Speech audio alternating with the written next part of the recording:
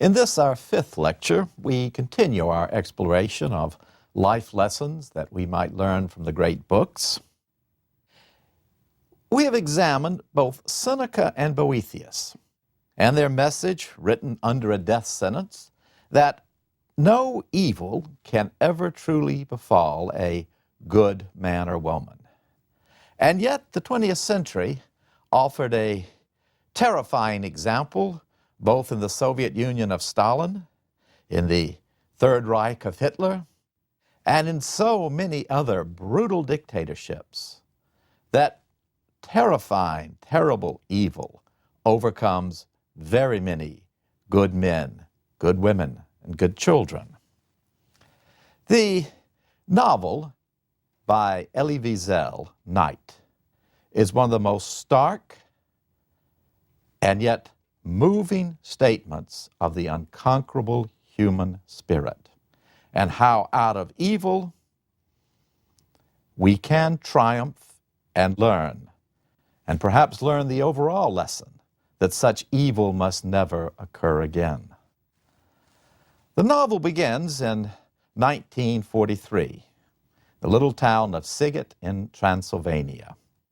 And Elie Wiesel is a young boy, 14 years of age. The war has been raging for 4 years. Sighet is part of the country of Hungary. It was originally part of the Austro-Hungarian Empire. And the town of Sighet, a Jewish town, is testimony to one of the great traditions of world history, the tradition of Judaism. The tradition that began with Moses and the Exodus, the tradition of the prophets who spoke out against wrong, social oppression, and had the voice of conscience to say, I don't care what the king tells me, I will speak the truth. The conscience and truth that endured captivity in Babylon, that came back and rebuilt the temple, only to see it destroyed under the Romans, our heroic resistance in the name of freedom and the truth of Judaism. And out of the destruction of the temple, a new epoch arose in Judaism. With the temple no longer present, it became the religion of the Word of God.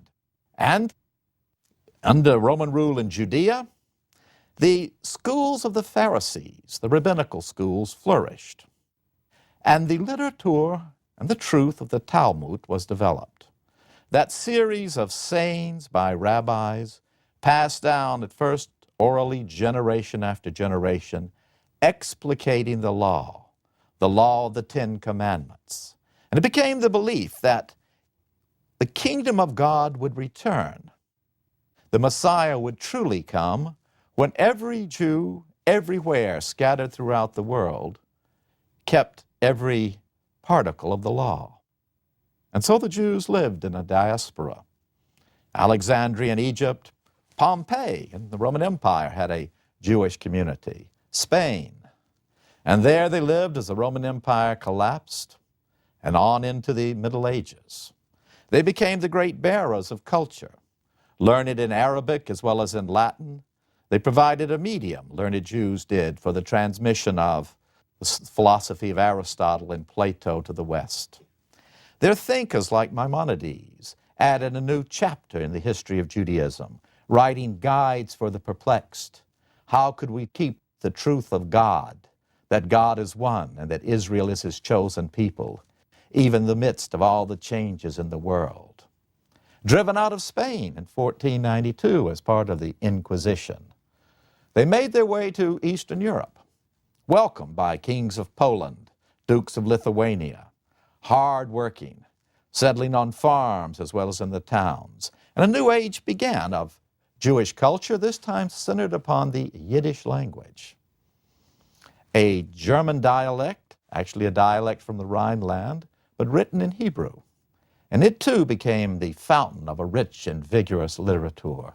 Not only the learned language and the learned literature related to the Bible and to explications of the Bible, but also the Kabbalah, the sacred, mysterious, mystical writings that said that beyond ritual, there is a mystic union with God that can be found only within the soul.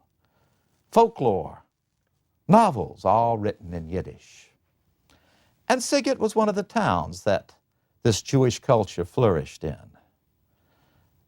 And the Jews of Sighet had watched with great concern what had happened to their fellow Jews in Germany, how Adolf Hitler had arisen out of the misery of World War I, how he had starkly written in Mein Kampf exactly what he intended to do, how he had promised that he would raise up Germany, rearm Germany, conquer France, launch a war against Russia, and that he would solve once and for all the Jewish question. And to anyone who read Mein Kampf, there was no doubt what he meant. If the Jewish people did not immigrate from Germany, they would be destroyed. And everywhere he conquered, they would be destroyed. And then the Jews of Sighet had watched while the world was silent, as Hitler began, as soon as he came to power in 1933, to put his terrifying nightmare vision into reality. How first the Jews in Germany were stripped of their basic rights as citizens. Professors who held civil service contracts lost their jobs. Doctors were not allowed to treat non-Jewish patients. Then they were systematically robbed. Their apartments taken away from them, their bank accounts confiscated. And if they did decide to immigrate, they were allowed to immigrate with only what they could carry in their hands. So organized robbery by a great power. And yet the world did nothing. And just as he had promised, Hitler began his war, first conquering Poland, then conquering France, and then his great invasion of the Soviet Union. And the Jews of Sighet watched, but there was a certain security for them. The Hungarian government was an ally of Hitler, and yet it had protected so far up until 1943 its Jewish population. Other allies of Hitler were able to do that. Finland, for example, did that, and in one night it shipped almost its entire Jewish population to Sweden, where they would be safe. Franco in Spain protected his Jewish population. Even Mussolini protected his Jewish population as long as he could. And the Bulgarians, another ally of Hitler, protected their Jewish population. And so too the government of Admiral Horthy in Budapest had protected the Jewish population. And in the midst of all of this, Eliezer Wiesel continued his studies. His father was a learned man, but not a rabbi. His father ran a store and was a leader in the town of Sighet, perhaps almost like its mayor. And he wanted Eliezer to be a rabbi. And the boy studied the Talmud, studied the Bible, learned his Hebrew until he could read 3 and 4 pages of the difficult text of Exodus in Hebrew. And went to synagogue every night with his family, his mother, his daughter, his mother, his sister, his father. And one day he began to talk with the custodian of the synagogue. Moses, they called him, Moses the custodian.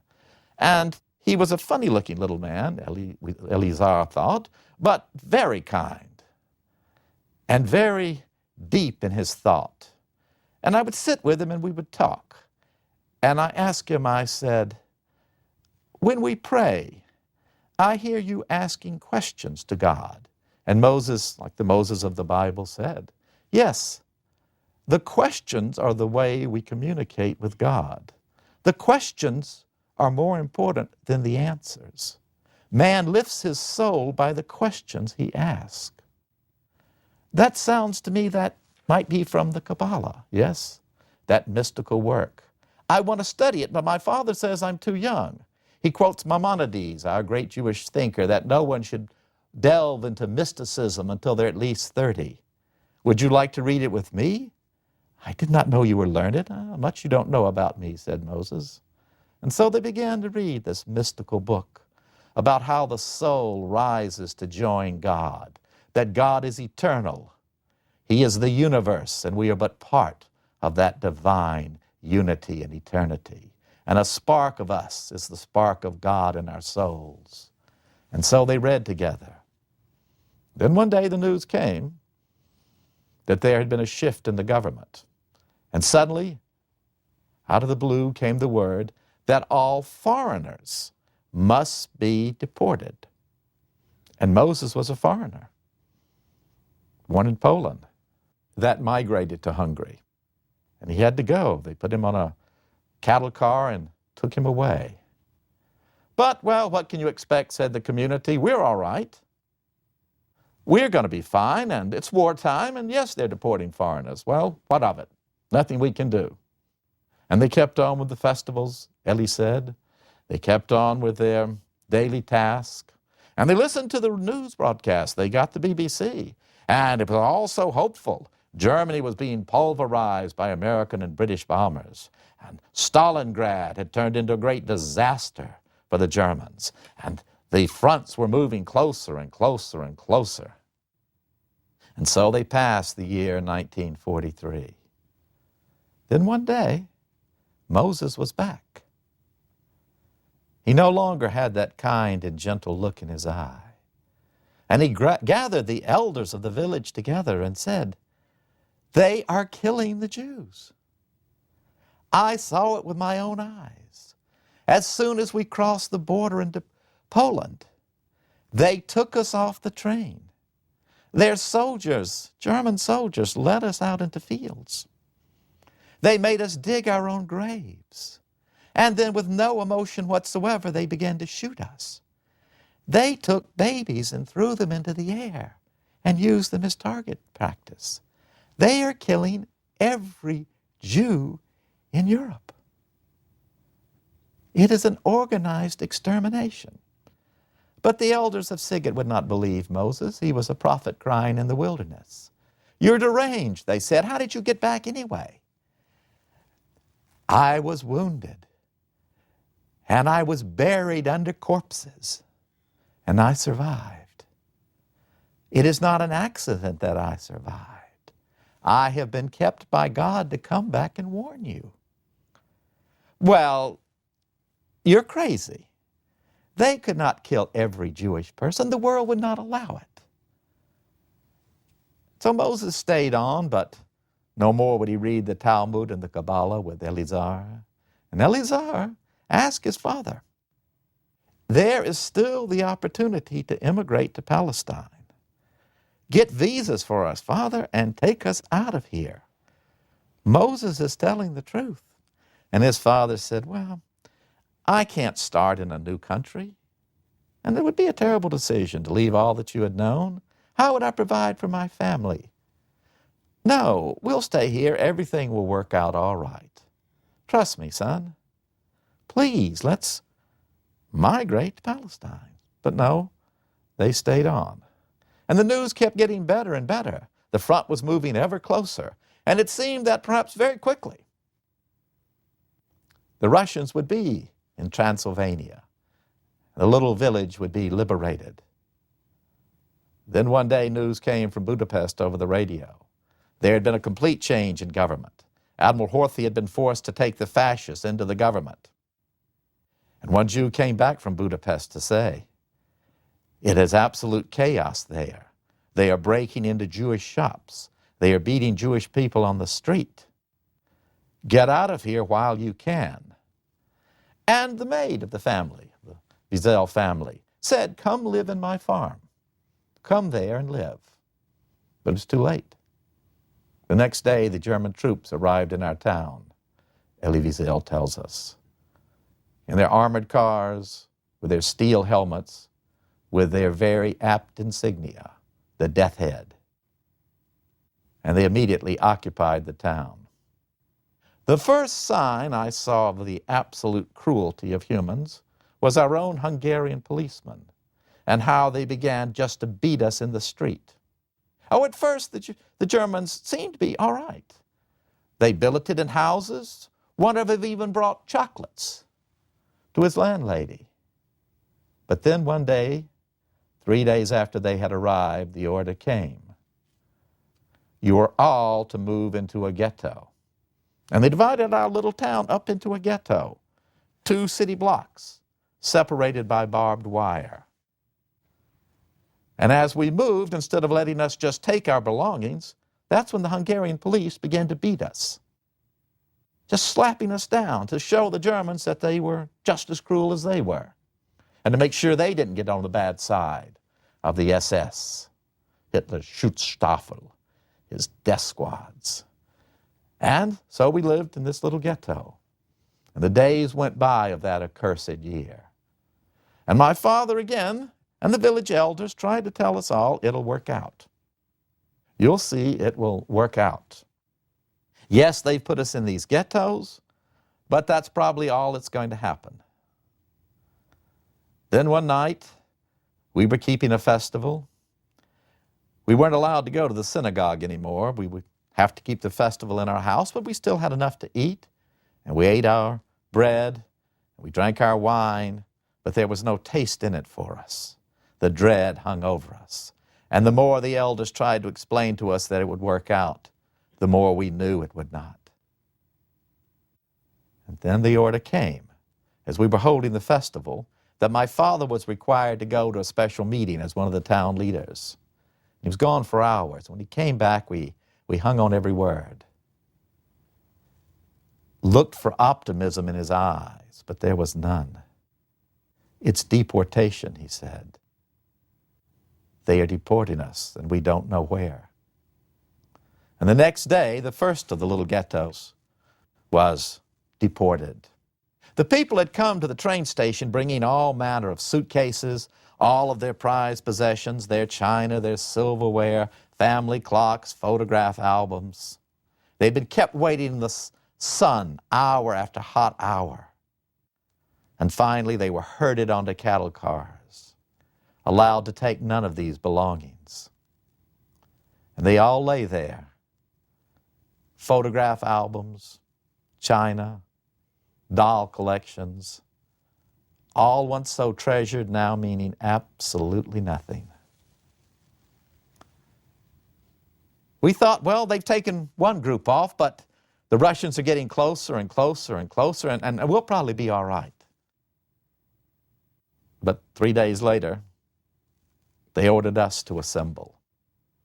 My whole family was herded into these cattle cars. So many of us crammed in that we could barely sit down. And for hours, they just kept us waiting there with nothing to drink.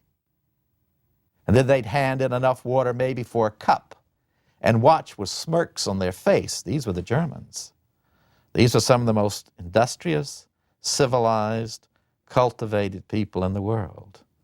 They would watch as we fought over a cup of water. And understand, these were not some random thugs they had picked off the street, these soldiers. They were ordinary German soldiers, thinking that they were in an elite unit. Some of their officers were attorneys, honor graduates of the university. And finally, we began to roll. Mrs. Schachter, Frau Schachter, a lovely old lady, had been so kind to me so many times, giving me little treats. And now she sat in the corner of this boxcar, utterly out of her mind, shrieking over and over again, "Jews, see the flames! Jews, see the flames!" And we would look out the little cracks in the windows. We said, "There are no flames." She'd be quiet for a while. Then she'd shout again, "Jews, see the flames! Jews, see the flames!" And we rolled on, not knowing exactly where we were, but there were no flames. We rolled on day after day after day, sometimes shunted off to a railroad siding to wait hours, and then rolling on and on and on. And then one day, the car stopped. We rolled on a little bit more when night came.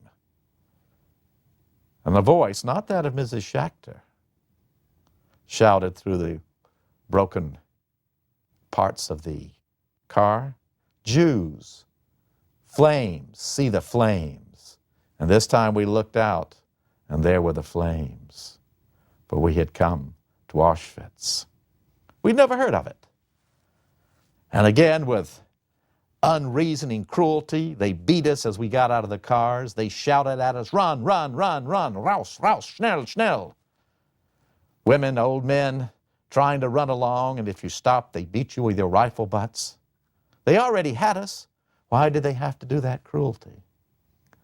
And then they formed us into lines. And at the head of the line, I saw him. That one time, Dr. Mengele, Joseph Mengele, a well-respected medical doctor before all of this started, an honors graduate. And there he was, a not unintelligent face, cruelty in his eyes, wearing a monocle, and carrying a conductor's baton as though he were orchestrating some great symphony from Wagner.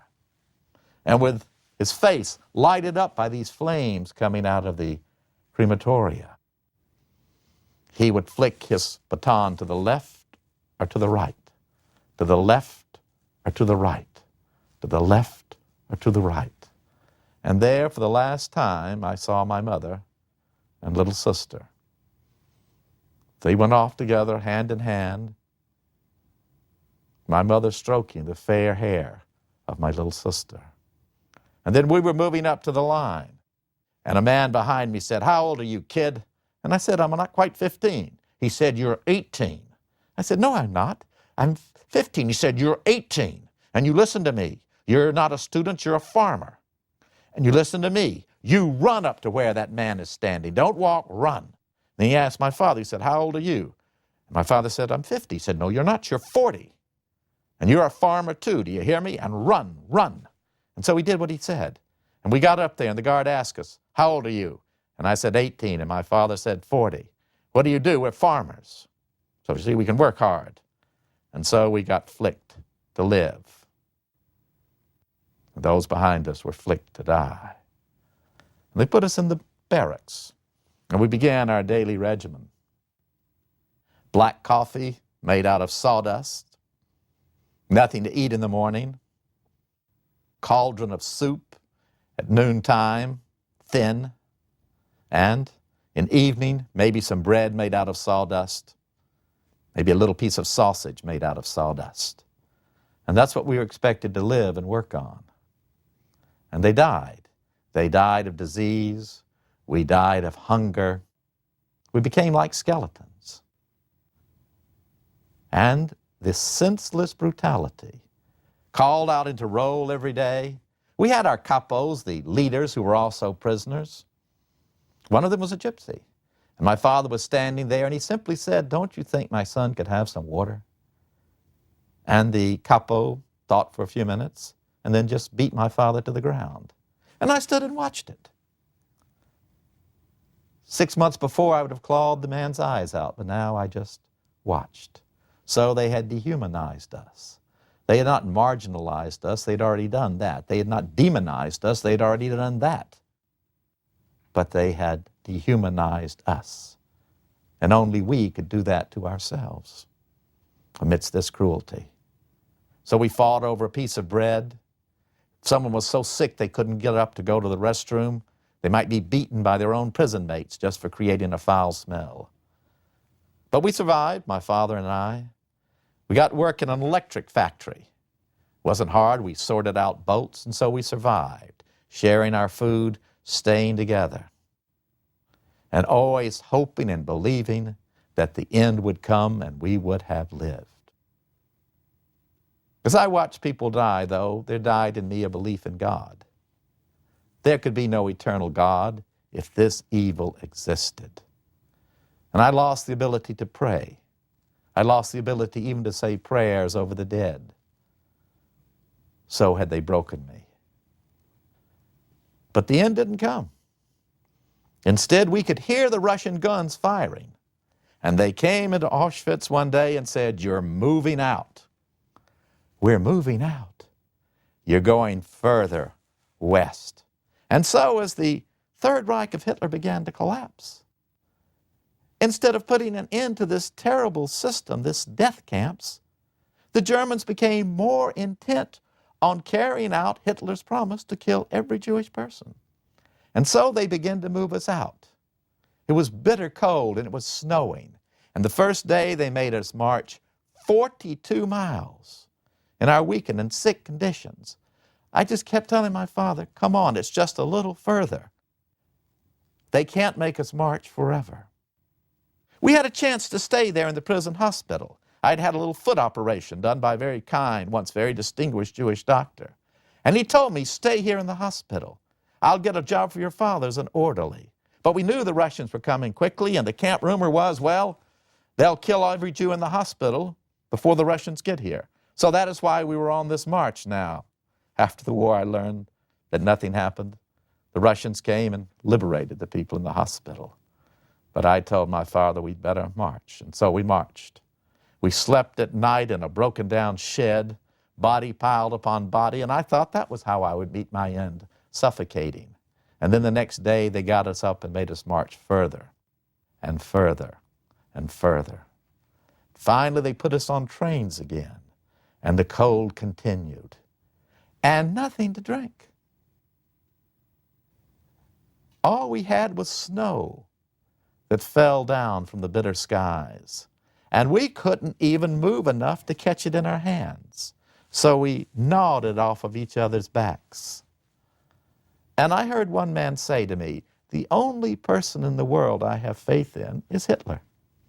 He is the only person who has kept his promises to the Jewish people. He is killing every one of us. And the world is doing nothing. And we arrived at our new camp, Buchenwald. That is how far they had moved us from Poland into Germany, just so they could continue the killing. By this time, my father was so sick with dysentery that he couldn't get out of his bed. I tried to clean him as best I could, but it became almost impossible. I tried to bring him food, but he couldn't eat. All he wanted was water. And the doctor there said, I can't do anything for him. I'm a surgeon, not a doctor.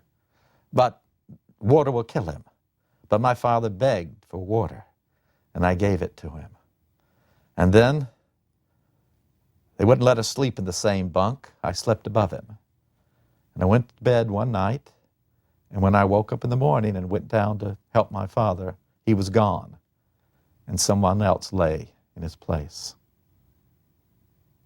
And so my mother, my little sister, my father, all were gone. And only I survived. On April the 10th, knowing how close the Americans were, the guards ordered them out one more time and were going to march them off to kill them. But by this time, our resistance in the camp, our local resistance unit, had collected secretly enough hand grenades and pistols that they rose up. And these guards who had inflicted all this cruelty, once they were confronted by one gun, ran away. And that evening, the first Americans arrived, and we were liberated. I looked into a mirror, and a pair of eyes stared out at me, a face I did not know. I have never forgotten those eyes. Elie Wiesel swore an oath that he would not write about these horrors for at least 10 years. He could not bring himself to think about this terrible, pointless evil. He interviewed a French Nobel Prize winner, Francois Mauriac, a very distinguished and very convinced Christian. And Mauriac convinced him to tell this story of the crucifixion of the Jewish people. And Wiesel wrote his Night. Wiesel is a very strong supporter of Israel. But he has spent his life, his Nobel Prize money, trying to bring about a reconciliation between Palestinians and Israelis, teaching that out of this suffering, both the Jewish people and the whole world must learn that peace alone will bring about goodness, but that Israel must be armed, and the Jewish people must never again be in that position of allowing someone to destroy them. It is an interesting question. Of all the many nations that have passed through the Middle East, no one still speaks ancient Egyptian. No one speaks ancient Lydian or Hittite. No one worships the god Anubis. Only one of the people who have passed through history still every day worship their God, the God of Israel, speak their language, Hebrew, read their book, the testament of God.